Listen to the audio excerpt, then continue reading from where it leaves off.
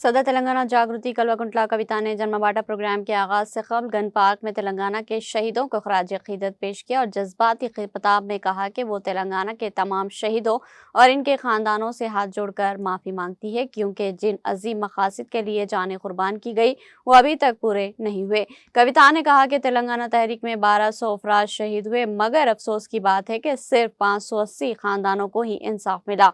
उन्होंने हुकूमत से पुरजोर मुतालबा किया कि हुकूमत हर शहीद के खानदान को 1 करोड़ रुपये माली इमदाद फराहम करे।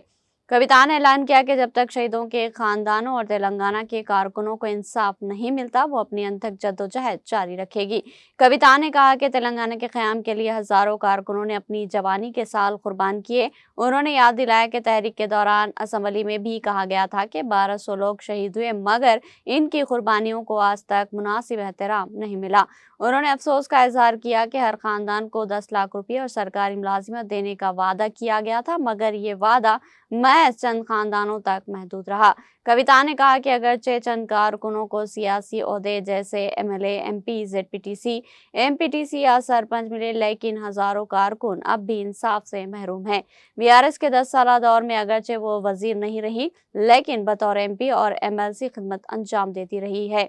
कविता ने कहा कि शहीदों और इनके खानदानों से मैं एक बार फिर माफ़ी मांगती हूँ। तेलंगाना की भलाई के लिए उन्होंने अपनी जानें कुर्बान की और मैं अहद करती हूँ कि हर शहीद के खानदान को 1 करोड़ रुपये दिलाने के लिए लड़ूंगी। अगर मौजूदा हुकूमत ऐसा ना करे तो मैं हुकूमत बदल कर भी इंसाफ दिलाऊंगी। उन्होंने कहा कि अब वक्त आ गया है कि कारकुनों की मुकम्मल फहरिस्त अवामी दरबार में मुरतब की जाए ताकि कोई महरूम ना रहे। उन्होंने ऐलान किया कि कारकुनों को पेंशन मिलने तक वो बगैर वक्फे के तहरीक जारी रखेंगी। कविता ने कहा कि वो जल्द ही 33 अजला और 119 असम्बली हलकों में जागृति जन्मबाटा के नाम से अवामी राब्ता मुहिम शुरू कर रही है और अवाम से अपील की कि वो भी इस जद्दोजहद में शरीक हो। उन्होंने याद दिलाया कि कांग्रेस हुकूमत ने वादा किया था कि तेलंगाना तहरीक के कारकुनों को 250 गज अराजी दी जाएगी और जब तक ये वादा पूरा नहीं होता इस हुकूमत पर इस सिलसिले में दबाव बढ़ाना जरूरी है।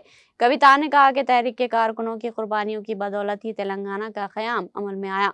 उन्होंने पुरजोर अंदाज में कहा कि जब तक हर शख्स खुशहाल नहीं होगा तब तक समाजी तेलंगाना मुमकिन नहीं।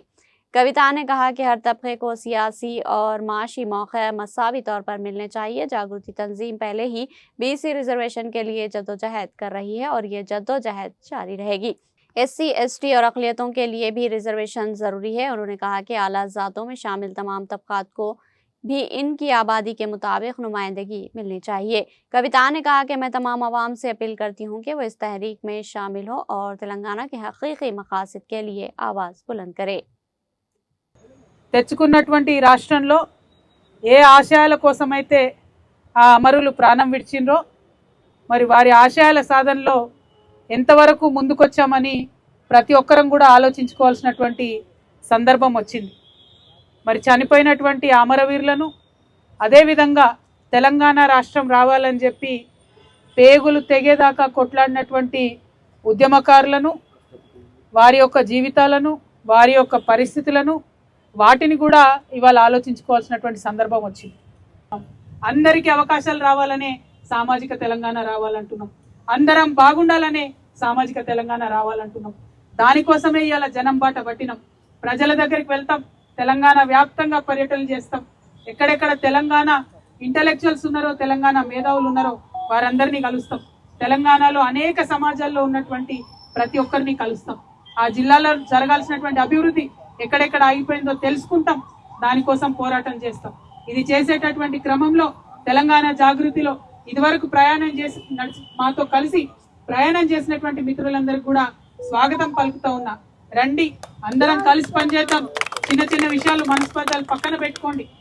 ఇవాళ ఉన్నటువంటి ప్రభుత్వం తెలంగాణను ఆగం పట్టిస్తున్నది. తెలంగాణ సోయి లేకుండా పరిపాలన చేస్తున్నది. తెలంగాణ తల్లి మన గుండెల్లో ఉన్నది. ఆ తల్లి చేతుల్లోంచి బతుకమ్మ తీసేస్తే తెలంగాణ వాదుల గుండెలన్నీ కూడా తల్లడిల్లినాయి. ఆ తల్లి చేతిలో బతుకమ్మ వచ్చేంత వరకు కూడా పోరాటం చేయాల్సినటువంటి అవసరం మనందరికీ ఉన్నది. మన తెలంగాణ పండుగల్ని గౌరవించుకునేదాకా పోరాటం చేయాల్సినటువంటి అవసరం ఉన్నది. తెలంగాణ ప్రాంతాలను ఈ ప్రభుత్వం విస్మరిస్తున్నది.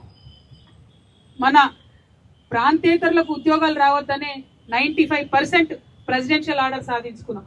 ఇవాళ హర్యానాకు సంబంధించిన వాళ్ళకి ఇక్కడ ఉద్యోగాలు వస్తున్నాయి, పక్క రాష్ట్రాలకు సంబంధించిన వాళ్ళకి ఇక్కడ